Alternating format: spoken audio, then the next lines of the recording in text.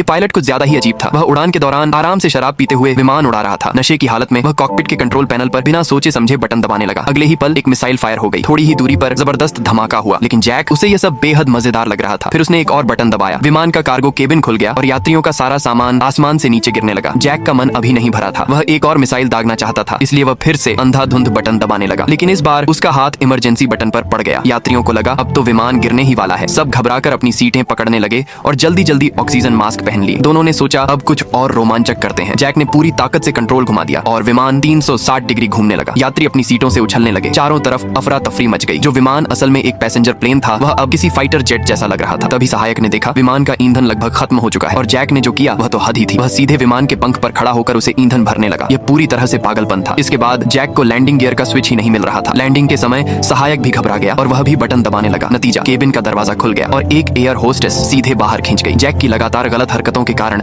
विमान का पंख टूट गया। अब हालात बिल्कुल काबू से बाहर थे। अच्छी बात सिर्फ इतनी थी कि इमरजेंसी एस्केप कैप्सूल दोनों को बाहर उछालने में कामयाब रहा। दोनों की जान बच गई, लेकिन विमान के अंदर मौजूद यात्रियों के लिए किस्मत इतनी मेहरबान नहीं थी। और हैरानी की बात यह थी कि दोनों को जरा भी पछतावा नहीं हुआ। उन्होंने आराम से एक और बियर खोल ली।